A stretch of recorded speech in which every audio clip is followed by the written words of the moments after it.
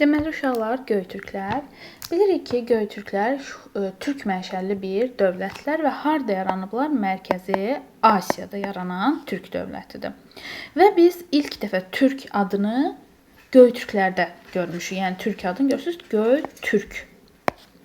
Yəni, sizə sual versə ki, ilk dəfə rəsmi dövlət adı olaraq türk sözü harda keçirilib? Göytürk dövlətində keçirilib.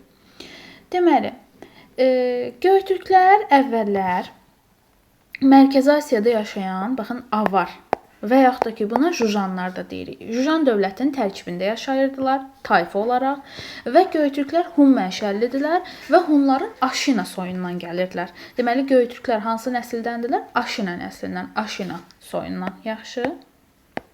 Bunu yaddan çıxartmayın. Çünki başqa dövlətlərdə keçəcək Aşina nəslindən olan.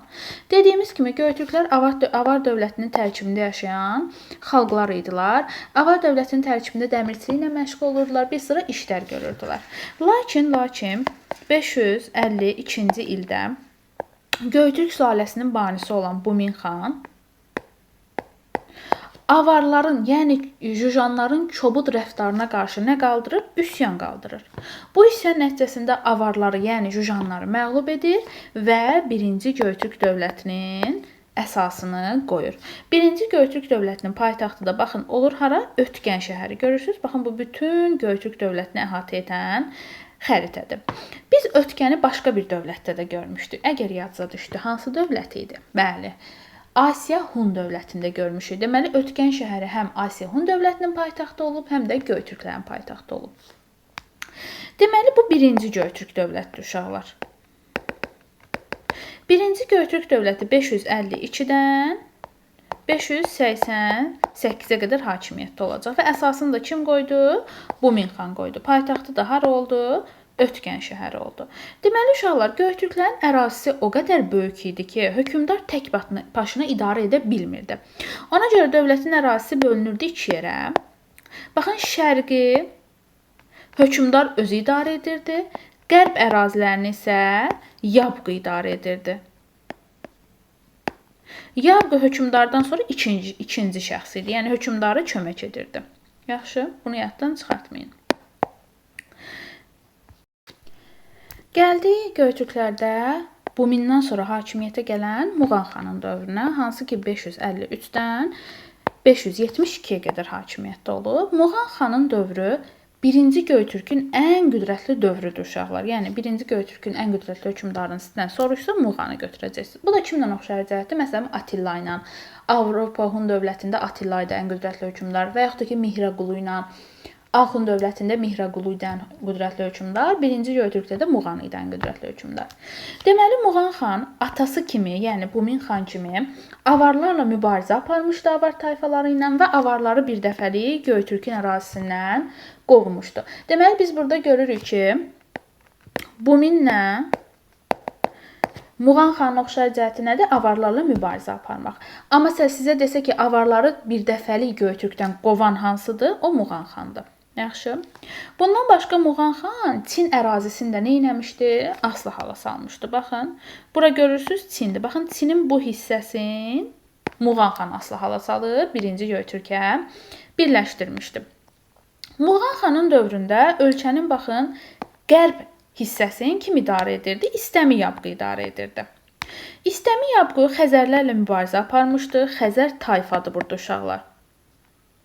Çünki bu İstəmi Yabqının dövrü neçənci əsrdir? Yəni, ümumilikdə 1-ci Göytürk neçənci əsrdir? 6-cı əsr olduğuna görə Xəzərlər hələ burada tayfadır. Çünki Xəzər dövləti 7-ci əsrdə yaranacaq. Xəzər tayfası ilə mübarizə aparmışdı. Xəzərləri özünə tabe etmişdi Göytürkə. Daha sonra Bizans dövləti üzərinə hücumlar etmişdi. Baxın, Bizansa hücum etməsi Atilla ilə İstəmi Yabqının nədir? Ortaq cəhətdir. Çünki Atilla da nə etmişdi? Bizansa hücum etmişdi. Bundan sonra Bizansa hücum etsə də İstəmi. Daha sonra Bizansla dost olmuşdu. Bizansla müttəfiqlik əlaqəsi, diplomatik əlaqələr saxlamışdı. Bunun da səbəbi nə idi? Təbii ki də Sasani idi. Çünki Sasani həm Bizansın, həm də ki Göytürkün ortaq düşməni idi. Ona görə indi onu da izah eləyəcəm niyə. Sonra nə etmişdi İstəmiyabqu? Sasanilərlə birinci dostluq əlaqəsi saxlamışdı. Sasani ilə müttəfiq olmuşdu. Getmişlər bir yerdə Axund dövlətini nə etmişdilər? Süquta uğratmışlar 567-ci ildə. Və Axund dövləti iki dövlət arasında bölüşdürülmüşdü. Amma və lakin bir müddətdən sonra bu Sasani ilə İstəminin sözləri çəp düşür. Nə üçün? Yəni Sasani ilə 1-ci Göytürk arasında müharibə başlayır. Nə üçün? Səbəb nə idi bu müharibənin başlamasına? Həmişə səbəb nəticə axtarın. Səbəb nəticəsiz heç bir hadisə olmur uşaqlar.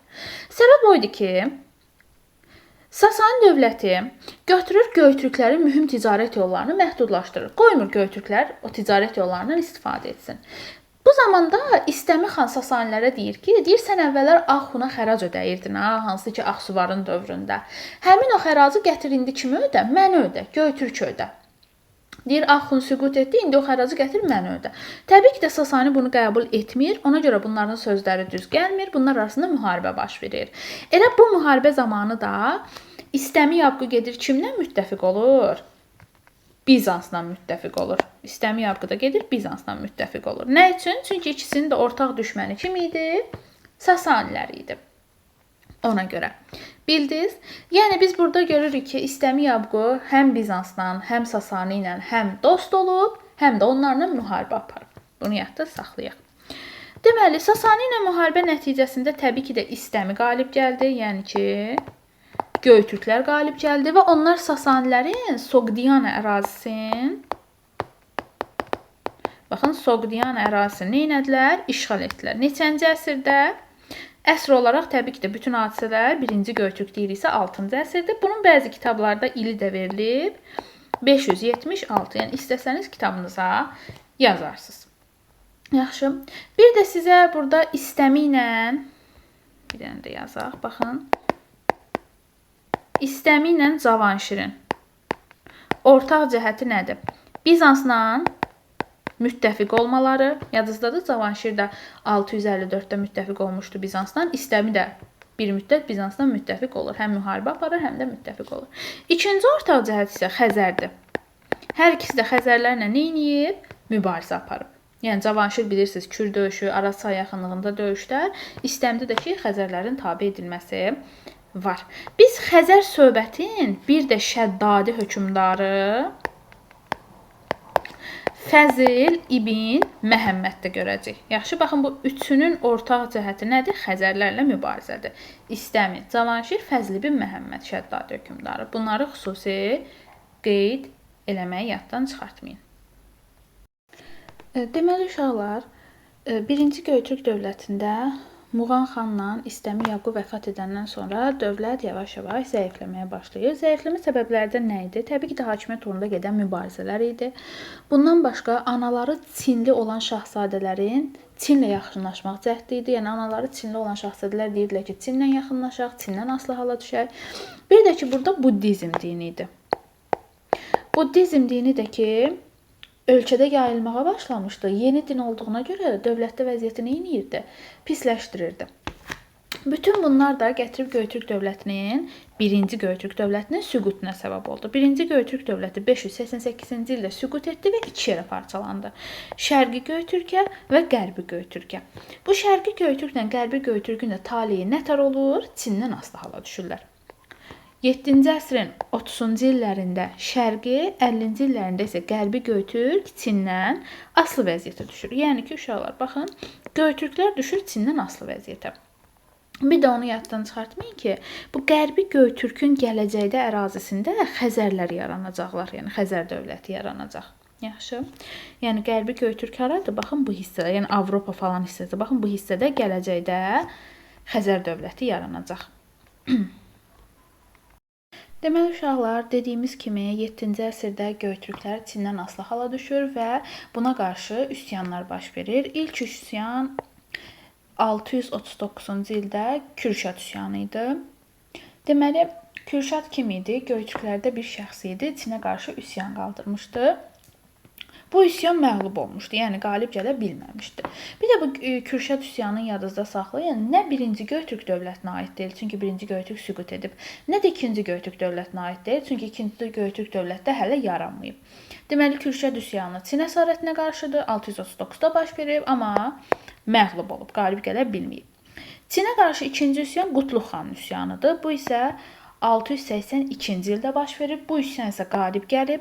Üsyan nəticəsində Çin dövləti məğlub edilib və Göytürklər Çin əsarətindən qurtulublar. Və Qutlux xan 2-ci Göytürk dövlətinin əsasını qoyub beləliklə 682-dən 744-ə qədər. 2-ci Göytürk dövlətində paytaxtı yenə də hansı şəhər olub? Birincidə olduğu kimi, yəni Ötkən şəhəri olub. Deməli, Qutlux xanın digər adı İltəris xandır. 682-dən, yəni dövlət yaranandan 692-yə qədər hakimiyyətdə olur. Yəni 10 il içlərinə yadda saxlayın. Bu o qədər də vacib deyil. Deməli, Qutlux xan nə edir? Çinin tabeliyindən çıxır və Çinin şimalındakı olan türk tayfalarını Göytürklərə birləşdirir. Bir də ki, Qutlux xanı, yəni ki, İltəris xanı digər xanlardan fərqləndirən cəhət nə idi? Yalnız türk qadınları ilə, türk qızları ilə evlənmişdi. Çinlilərlə yox.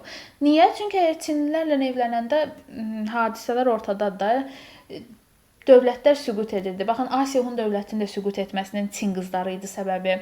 1-ci Göytürkün də süqut etməsinin səbəbi Çin qızları idi. Çünki Çin şahzadələri, yəni nə edirdilər? Onlar Çinlə yaxınlaşmağa can atırdılar ona görə. Uşaqlar, İltəris, yəni ki, Qutlux xan öldükdən sonra hakimiyyətə onun qardaşı Qapağan xan gəlir. 692-716-da. Uşaqlar, Qapağan xanın dövründə heç nə bilmirik. Bir dənə bilirik ki, Göytürk hökmdarıdır. Testdə də düşəndə məsələn deyir Qapağan xana aiddir. Belə baxın, çox absurd, asan sual düşür. Cavab da nə olur? Göytürk hökmdarı olmasa, amma hansı Göytürk? Baxın, o önəmlidir. 2-ci Göytürk, gedib 1-ci Göytürk götürməyin. Qapağandır, Qutluqdur, Bilgədir. Bunlar 2-ci Göytürk hökmdarıdır. Qapağan xandan sonra isə hakimiyyətə Bilgə xan gəlir 716-dan 734-ə qədər. Bilgə xan 2-ci Göytürk dövlətinin ən qüdrətli hökmdarı olur və Çinlə mübarizə aparır.